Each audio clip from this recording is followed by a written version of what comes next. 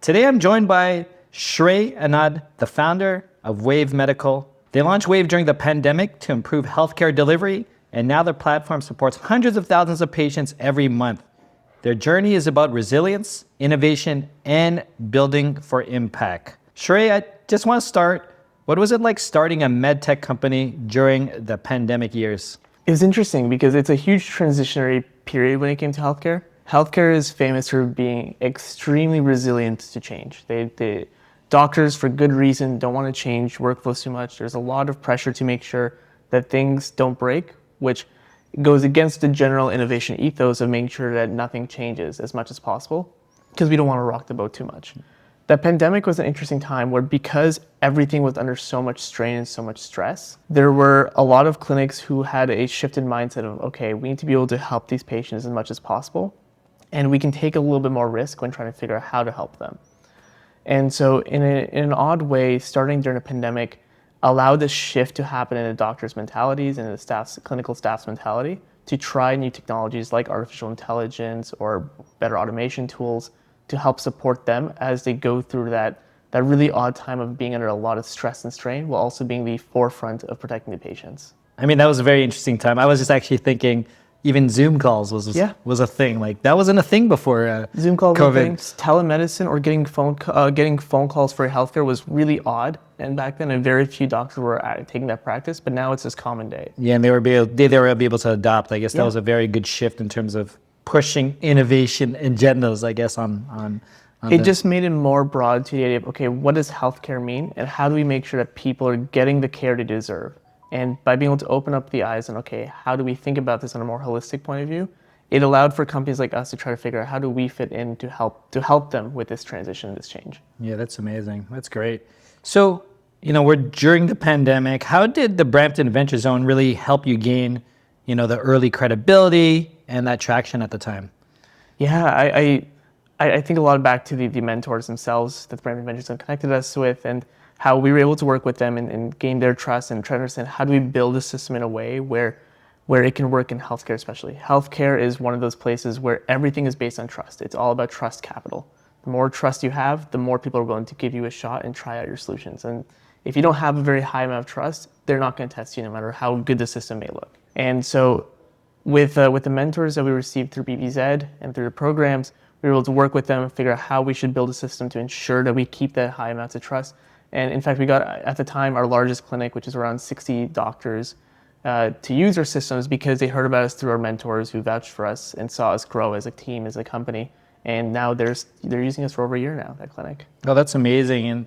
And it's really important to, from the sounds of it and BVZ, being part of not only the ecosystem, having these trusted mentors who I'm assuming, Shrey, also have that medical experience or solution experience as well. Can you share a bit in terms of, specifically those mentors and how they really guided you, even where things that you may not have known? Yeah, we had 3 different mentors. One who was focused more on building software companies, one who had a combination of building technology companies while being in the healthcare space, more on the life science side, and we had one who is a practicing physician. And so the combination of 3 helped us understand more exactly where we can fit in, how do we fit into this ecosystem, how do we gain that trust within the doctors and within the healthcare place, but also just how to build a company. How do we raise money, how do we get investors, how do we take care of hiring? All of these practices, we got a lot of support and help from our mentors, and we use some of those lessons still on the more tactical side of, okay, how do we deal with clinics? How do we get people interested in what we're working on? If we're going to a conference, how do we network successfully to make sure that it's a successful conference for us? Yeah, that's amazing. Shreya, how do you and I guess your team now at Waive envision how the impact, how Waive is impacting patient outcomes, and really, to your point, and BVZ, like inspiring the future entrepreneurs in this space? Our system is used by hundreds of clinics across Canada now, and we're very fortunate to do that. And we're very fortunate that a lot of our clinics, we work very closely with them. We act like a part of their team, and so they tell us all these different stories they've had, which really keeps us going. One of my favorite stories is that we have a clinic in Vancouver. It's a clinic of family doctors, and they received a urgent document at 6 p.m. on Friday. It was a mammogram that came up as abnormal. And normally what would have happened is that document would have been sitting there, left there until Monday morning. That's when the staff would have read it. But our system read that document, reviewed it, and at 6 p.m. it realized it's subnormal and needs to be looked at right away, sent an alert to the doctor saying, hey, this is urgent, take a look at it now. And by Monday morning, that patient was in the office getting their next appointment. And it's stories like this which really keep us going. That doctor was so happy when he told us, like, Shrey, you really helped this person in their journey and getting their treatment faster. And it's stories like that which keeps us going. Yeah, and it really empowers I only assume, and thank you for sharing that story, the impact that these doctors could provide in the services, because I guess in the past, before a system like Waive, like that would have been days, if not weeks. We've had so many clinics we work with who there's like a little magic in their eyes or a little glint when they see our systems in action. Like, Shrey, this is huge. Yeah, there's just magic in their eyes when they see the systems in action, actually processing medical information, actually reaching out to the patients automatically. It's really cool to see. Yeah, and they get to really just focus on what they do best and not just how to follow up and picture these things. I mean, I have 2 young children, so I just think about this stuff all the time too now. So it's pretty interesting. Unfortunately, the way that medicine has evolved, especially over the last 20 years, is that we're throwing more and more data and more information at the healthcare system, which is not necessarily a bad thing, right? We're getting remote patient monitoring, things like the Apple Watch are starting to put in health outcomes. There's more doctors who are able to provide more detailed outcomes and detailed explanations because they have better tools. But what's that leading to is that there's just more information flowing everywhere, and the doctors' role and the staff are just completely overwhelmed. And so what we're trying to do is we're trying to remove as much of the excessive noise that is going on and is causing all these problems. And that's really what doctors and staff are loving, is that information is flowing faster and there's less bottlenecks happening.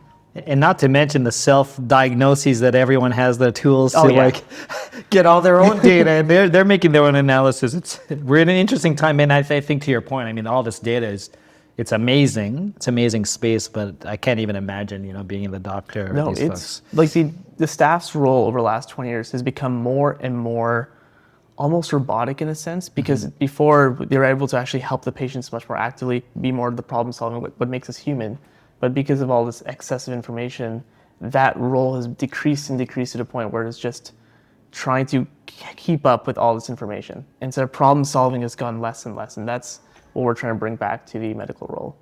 We might have spoken about this, but I just explicitly wanted to ask, like, how did BVZ influence your engagement with healthcare stakeholders? Yeah, absolutely. So it was when we were very early on. We only had a couple clinics who were talking to us and even testing it. And what we realized early on is we really need to build that trust capital, make sure that people can trust us, because it's healthcare. You don't want to mess up in healthcare, and you can't afford to mess up in healthcare. And so BVZ helped us not only learn how to gain our own credibility, but also gave us some credibility that, hey, we're building something here in the heart of Brampton, and this could be something which could help out a lot of doctors and clinics. And so it was through them that we got our next set of clinics who came in. We learned how to talk to clinics better, how to sell better, and so forth.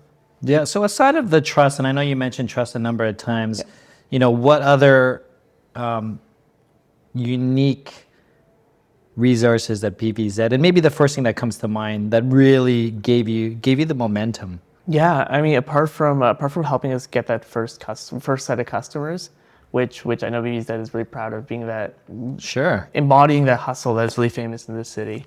But going even beyond that, just how to raise money, how to build a team, because a lot of what we have to do is build teams and inspire people to join us in this journey. And that's where a lot of our help came from. So Shrey, I guess now, we're sitting here 5 years of the BVZ, looking back at the journey, what was the single most valuable lesson you gained being part of the community? Ooh, that's a tough one.